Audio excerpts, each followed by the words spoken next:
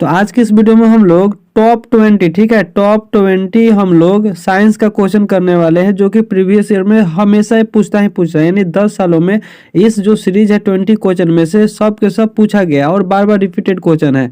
ठीक है, तो चैनल को सब्सक्राइब कर लीजिएगा और 5 के जल्दी से जल्दी कर दीजिएगा। चलिए वीडियो को हम स्टार्ट करते हैं और वीडियो को अंत तक देखिएगा। 20 क्वेश्चन शायद आपके एग्जाम में आ भी सकते हैं, ठीक है, क्योंकि बार बार रिपीट होता है। तो चलिए वीडियो को स्टार्ट करते हैं। ठीक है, देखिए ऐसा ऐसा क्वेश्चन आपको पूछेगा। तो सबसे पहला क्वेश्चन मेरा क्या है कि ताप के बढ़ने से ध्वनि का वेग क्या होता है। ऑप्शन नंबर ए है घटता है, बढ़ता है, घटता है, फिर बढ़ता है कि अपवर्तित रहता है। ठीक है, तो आपको बता दूं कि जो ताप के बढ़ने से जो ध्वनि का वेग होता है वो क्या होता है, वो मेरा बढ़ता है। ठीक है, जैसे जैसे ताप बढ़ेगा वैसे वैसे ध्वनि का वेग क्या होगा, आपका बढ़ेगा। ठीक है, इसको याद रखिएगा कि ताप के बढ़ने से ध्वनि का वेग क्या होता है, बढ़ता है। ठीक, अगला क्वेश्चन देखते हैं कि अगला क्वेश्चन क्या करता है। तो क्वेश्चन नंबर 2 बोल रहा है कि कैलोरी मात्रक है। ठीक है, जो कैलोरी होता है वो किसका मात्रक है। और एक और बात बता दूं कि इस चैनल पर मैथ का भी सीरीज चलाया जाता है, जीके का भी सीरीज चलाया जाता है। ठीक है, तो सब वीडियो प्लेलिस्ट में बना है, जाकर आप देखिएगा। ठीक, और कमेंट उसको कमेंट कीजिए कि आप कितने सही कर रहे हैं। ठीक, तो चलिए देखते हैं कि कैलोरी का मात्रक क्या है। तो कैलोरी का मात्रक जो होता है मेरा ऊष्मा होता है। कैलोरी का मात्रक क्या होता है, तो कैलोरी का मात्रक मेरा क्या होता है, ऊष्मा होता है। ताप नहीं होता है, नहीं द्रव्यमान होता है, नहीं घनत्व होता है। ठीक है, कैलोरी का मात्रक क्या होता है, मेरा ऊष्मा होता है। ठीक है, अगला क्वेश्चन देखते हैं कि अगला क्वेश्चन क्या कहता है। तो क्वेश्चन नंबर 3 बोल रहा है कि ध्वनि तरंग का वेग सबसे अधिक होता है। ठीक है, जो ध्वनि तरंग होता है उसका वेग सबसे अधिक किस में होता है, ठोस में होता है कि द्रव में होता है कि गैस में होता है कि निर्वात में होता है। तो आपको पता है तो जल्दी से कमेंट उसको कमेंट कीजिए, सबका हम कमेंट देखते हैं। ठीक है, तो जो ध्वनि तरंग का वेग होता है वो सबसे अधिक ठोस में होता है। किस में होता है, सबसे अधिक मेरा ठोस में होता है, ना कि द्रव में, ना कि गैस में, ना कि निर्वात में। ठीक है, किस में होता है, तो मेरा सबसे ज्यादा ध्वनि तरंग का वेग किस में होता है, ठोस में होता है। ठीक है, चलिए क्वेश्चन नंबर 4 देखते हैं। क्वेश्चन नंबर 4 आखिर है क्या। देखिए सब रिपीटेड क्वेश्चन है। ठीक है, तो इसको अच्छे से आप लोग याद कर लीजिएगा, क्योंकि आपको इलेक्ट्रिशियन फिटर चाहिए तो अच्छा से अच्छा क्वेश्चन आपको बनाना पड़ेगा। ठीक, तो वस्तु को गर्म करने पर उसके अणुओं की गति क्या होती है। जब भी हम किसी वस्तु को गर्म करते हैं तो उसके अणुओं की गति पर क्या होती है। ठीक है, यानी बढ़ जाएगी कि घट जाएगी कि अपवर्तित रहेगी कि इनमें से कोई नहीं होगा। तो जब भी हम वस्तु को गर्म करने पर, ठीक है, उसके अणुओं की गति क्या होता है, तो उसके अणुओं की गति क्या होता है, बढ़ जाती है। क्या होती है, अणुओं की गति में बढ़ जाती है। ठीक है, घटेगी नहीं, अपवर्तित भी नहीं रहेगी, यानी आपका आंसर क्या हो जाएगा, बढ़ जाएगी। ठीक है, चलिए अगला हम क्वेश्चन देखते हैं। Question number 5।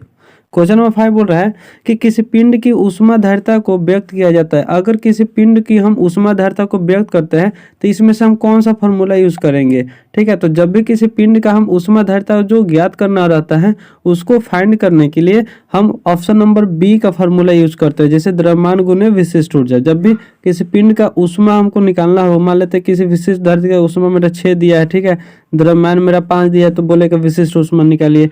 तो यही मेरा फॉर्मूला यूज होता है। ठीक है, तो किसी पिंड का ऊष्माधारिता को व्यक्त किया जाता है किसमें, तो द्रव्यमान गुने विशिष्ट ऊष्मा। ठीक, अगला क्वेश्चन क्या है, तो बोल रहा है कि उत्तल दर्पण द्वारा बना प्रतिबिंब क्या होता है। जब भी उत्तल दर्पण से क्वेश्चन आता है, दर्पण से तो एक नया क्वेश्चन फिक्स एक रहेगा, और एक क्वेश्चन बार बार रिपीटेड हुआ है, 2010 में हुआ है, 2011 में हुआ है, ऐसे 2019 में भी हुआ है। ठीक है, तो बोल रहा है कि उत्तल दर्पण द्वारा बना प्रतिबिंब हमेशा क्या होता है। ठीक है, तो याद रखिएगा कि जब भी उत्तल दर्पण की बात करें तो काल्पनिक और छोटा बनता है। ठीक है, ये तीनों ऑप्शन में से कोई नहीं होगा, क्या होगा, ऑप्शन नंबर मेरा ए करेक्ट होगा। ठीक है, क्या होता है, उत्तल दर्पण द्वारा बना प्रतिबिंब हमेशा क्या होता है, काल्पनिक और छोटा होता है। ठीक है, और सेशन को लाइक भी कीजिएगा और कमेंट से जरूर कमेंट कीजिएगा कि आपका कितना सही हो रहा है। ठीक, उसके बाद देखते हैं 7 नंबर क्वेश्चन कि शुष्क हवा में ध्वनियों की चाल क्या होती है। ठीक है, जो शुष्क हवा होती है उसमें ध्वनि की चाल कितना होती है, तो 330 मीटर पर सेकंड होती है। ठीक है, बहुत सारे छात्र 333 मार देते हैं, तो ऐसा आंसर गलत है। मेरा कितना होगा, 330 मीटर पर सेकंड होगा।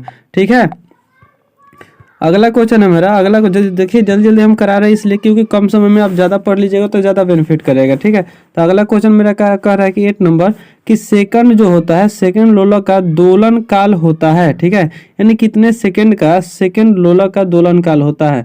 ठीक है, तो जो 98 सेकंड मेरा ऑप्शन नंबर डी है, यही मेरा करेक्ट आंसर हो जाएगा। ठीक है, कि जो सेकंड लोलक का दोलन काल होता है वो 98 सेकंड का होता है। कितना सेकंड का होता है, तो 98 सेकंड का होता है। ठीक, अगला क्वेश्चन है कि प्रकाश तरंग है। ठीक है, हाँ देखिए, जो तरंग से आता है क्वेश्चन, प्रकाश से, ये भी क्वेश्चन बहुत इंपॉर्टेंट है कि जो प्रकाश होता है वो कौन सा तरंग है, अनुप्रस्थ है कि अनुदैर्ध्य है कि विद्युत चुंबकीय कि प्रत्यास्थ है। ठीक है, तो इस चारों ऑप्शन में से एक ऑप्शन ऐसा है जो कि इसका आंसर है। तो जल्दी से कमेंट बॉक्स में कमेंट कर सकते हैं आप कि प्रकाश तरंग है। ठीक है, तो प्रकाश तरंग क्या है, तो अनुप्रस्थ है।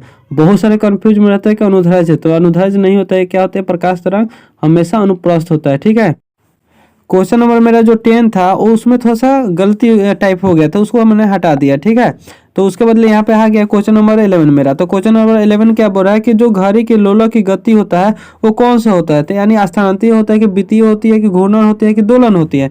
तो जो घड़ी का लोलक की गति होती है वो कौन होता है, तो मेरा क्या हो जाएगा आंसर, मेरा दोलन होगा। ठीक है, यानी ऑप्शन नंबर मेरा डी करेक्ट आंसर हो जाएगा। ठीक है, जब भी पूछेगा घड़ी के दोलन लोलक की गति क्या होगी, तो दोलन होती है। ठीक है, अगला क्वेश्चन देखते हैं कि क्वेश्चन नंबर 12 कह रहा है कि किसी गतिशील पिंड का संवेग व्यक्त किया जाता है। तो किसी भी गतिशील पिंड का संवेग व्यक्त करने के लिए हम कौन सा फार्मूला यूज करते हैं, तो द्रव्यमान गुने वेग यूज करते हैं। कौन सा फार्मूला यूज करते हैं, तो द्रव्यमान गुने वेग। इसके पहले भी हम क्वेश्चन कराए थे, तो उसको आप अच्छे से ध्यान से देखिएगा कि उसमें क्या पूछा था और इसमें क्या पूछ रहा है। ठीक है, तो किसी गतिशील पिंड का संवेग व्यक्त किया जाता है द्रव्यमान गुने वेग। इस सीधा सीधा क्वेश्चन आपके एग्जाम में पूछता है। ठीक, अगला क्वेश्चन है कि जूल मात्रक है, जूल किसका मात्रक है। सबसे इंपॉर्टेंट क्वेश्चन है कि जूल जो है वो किसका मात्रक है। ठीक है, तो जूल जो है मेरा वो मेरा किसका मात्रक है, तो कार्य और ऊर्जा का। ठीक है, और एक और भी क्वेश्चन पूछेगा कि ऐसा दो बताइए, दो मात्रक जिसका जो मात्रक है वो जूल है, तो कार्य है और एक मेरा ऊर्जा है। ठीक है, काफी इंपॉर्टेंट क्वेश्चन है। ठीक, अगला क्वेश्चन है मेरा कि चलती गाड़ी में बैठे व्यक्ति की ऊर्जा होगी। अगर कोई व्यक्ति चलती गाड़ी में बैठ रहा है तो उसका ऊर्जा कौन सा होगा, तो चार ऑप्शन दिया है, गतिज ऊर्जा, स्थितिज ऊर्जा, गतिज और स्थिति दोनों के शून्य हो जाएगा। अगर चलती बस में कोई बैठ रहा है तो उसका जो गति ऊर्जा होगी वो कौन सा होगा। ठीक है, तो गतिज और स्थितिज दोनों होगा। याद रखिएगा कि अगर कोई चलती गाड़ी में बैठे व्यक्ति की ऊर्जा पूछेगा तो दोनों के दोनों होगा, गतिज भी होगा और स्थितिज भी हो जाएगा। ठीक है, थोड़ा सा तबियत खराब है जिसकी वजह से आपको वीडियो की लेट हो रही है, लेकिन अब लेट नहीं होगी।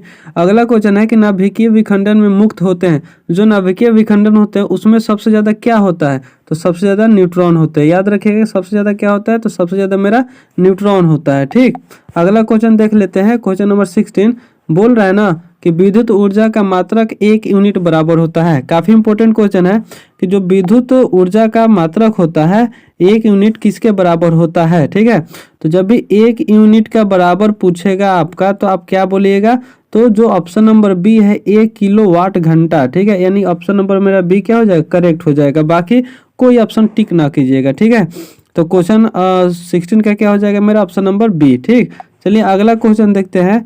बोल रहा है कि प्रतिरोध का मात्रक होता है, तो प्रतिरोध का मात्रक मेरा क्या होता है, तो मेरा एम्पियर नहीं होगा, अग्र नहीं होगा, ठीक है, जूल नहीं होगा, क्या होगा मेरा ओम होगा। ठीक है, मेरा प्रतिरोध का मात्रक क्या होता है, ओम होता है। याद रखिएगा कि प्रतिरोध का मात्रक है। ठीक, तो अगला क्वेश्चन मेरा क्या कर रहा है कि प्रकाश वर्ष किसकी इकाई है, तो प्रकाश वर्ष किसकी इकाई है आपको बताना है, क्या प्रकाश की है, क्या दूरी की है, क्या समय की है, क्या तापक्रम की है।